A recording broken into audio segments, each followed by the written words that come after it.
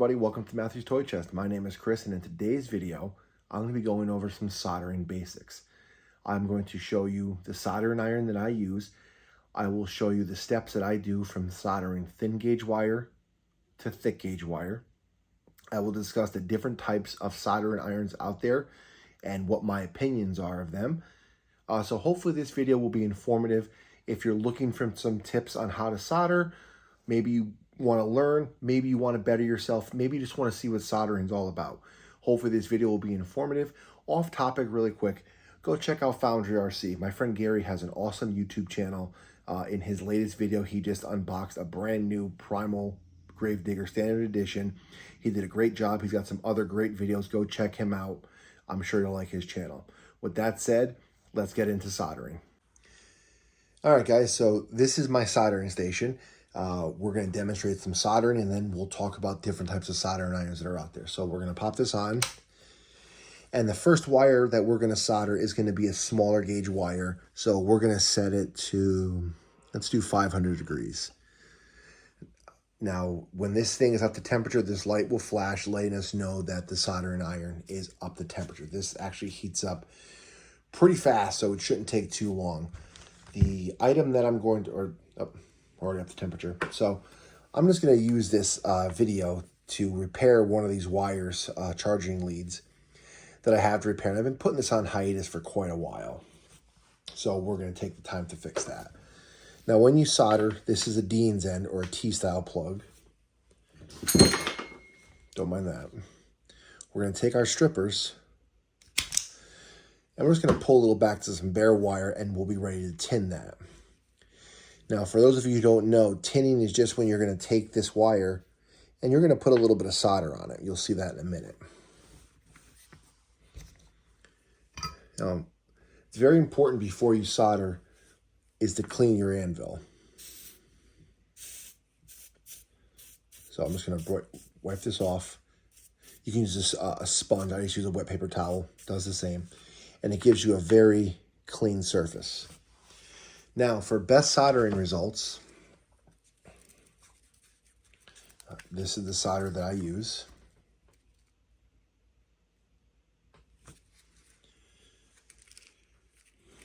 I think one of the biggest mistakes that people make is they don't tin their tip. Now, tinning the tip does a couple things. Number one, it lets you know that the soldering iron is ready and it's up to temperature. It also, when you tin it, you put a little bit of solder on, it helps hold the heat in the soldering iron. I'm trying to do this on camera, so hope I'm not blocking anything. So we're just going to put a little bit of solder on both sides. And that basically allows us to hold heat in the soldering iron. We're going to take our wire. Now, I'm doing this on camera so you guys can see. And we're going to tin it. So we're just going to take the solder and we're going to slowly work it.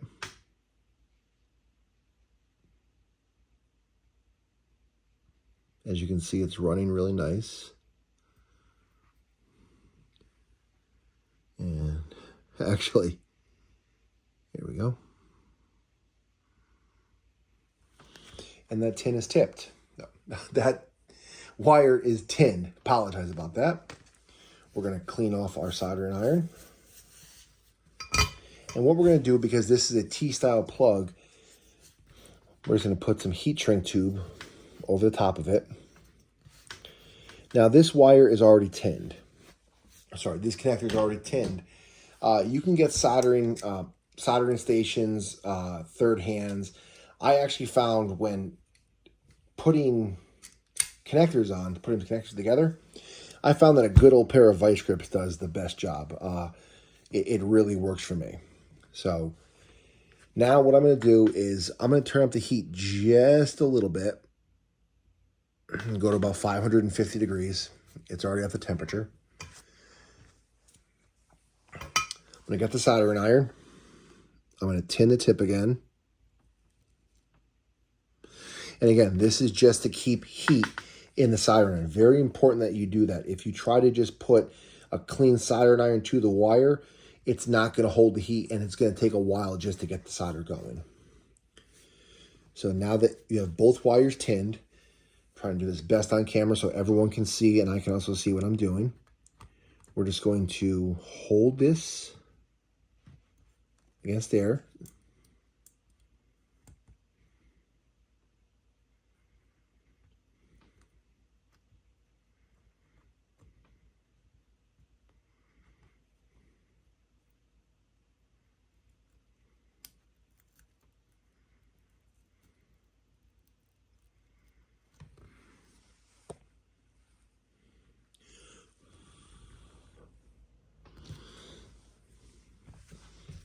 Clean off our end.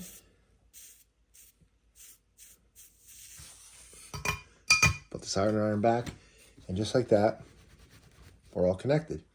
To finish it off, we're just going to take our heat shrink. If I can do this.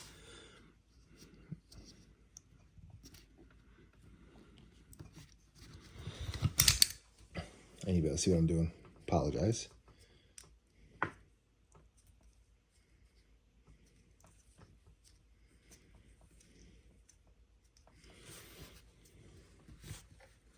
I'm just going to melt our heat shrink.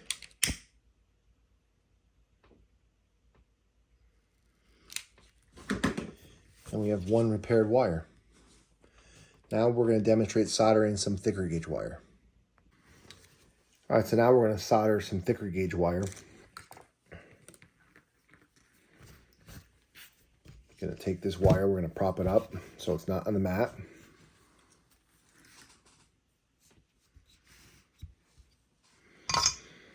Take our soldering iron, we're going to tin it.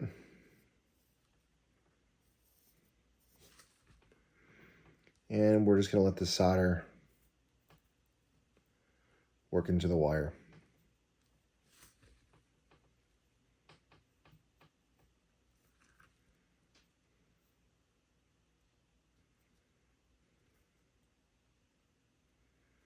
Shouldn't take too long. The soldering iron's really hot. And just like that, the tip is nicely tinned. So now we're going to set that aside. And we are going to grab our 8mm connector.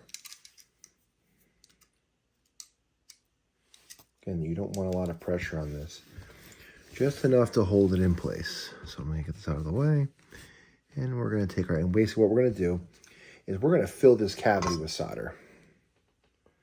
So again, put a little solder on the end, tin the tip to help maintain the heat. I need to hold it a little tighter than that.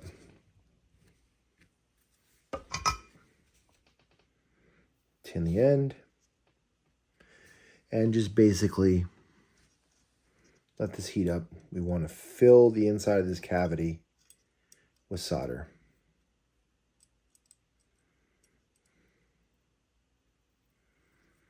Shouldn't take too long. And we're full. We're now going to take our wire, we're going to stick it right inside, and we're going to heat this back up. And when everything melts, it should just sink right in.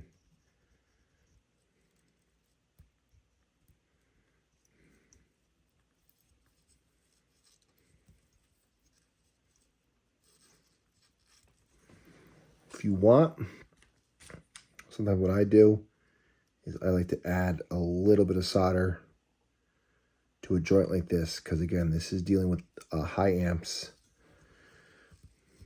So that's in there. Take the heat away. Let it sit for a minute, let the solder kind of harden.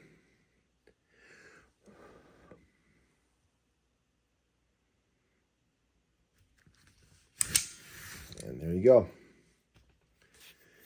8mm connector on an 8-gauge wire, all taken care of. So what we're going to do now is I'm going to talk about some different soldering irons that are available. All right, guys, so in closing, I'm just going to discuss the type of soldering iron that I use. This is a Duratrax Track Power TK950. There's two versions of this soldering iron. This one is the analog version, They also have a digital version, same exact thing, that would go from roughly 350 degrees to just over 900 degrees. The different types of soldering iron that are out there would be a soldering station, as this. You would have just plug in the wall electric soldering irons that would look similar to this. They just plug right into the wall. And then you have gas or butane powered soldering irons and electric soldering irons. I've used them all.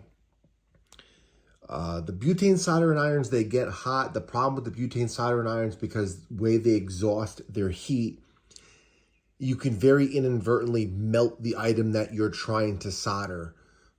So in a pinch, those work very well, but for doing fine work on RC cars and stuff like that, I don't prefer the butane ones. Electric soldering irons, they get hot pretty fast, and they maintain heat fairly well, but normally they're a little bit bulky and they're kind of hard to do precision soldering work.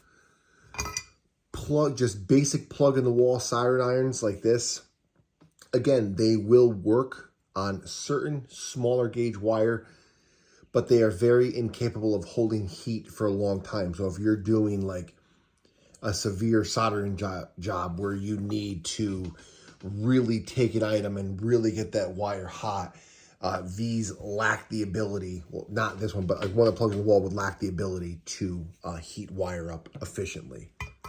So if you do a lot of soldering, my preferred method would be to do a soldering station. These could actually hold, again, they can get from, you can really dial the temperature in from around 300 degrees to just over 900. Some of them will go to 1,000.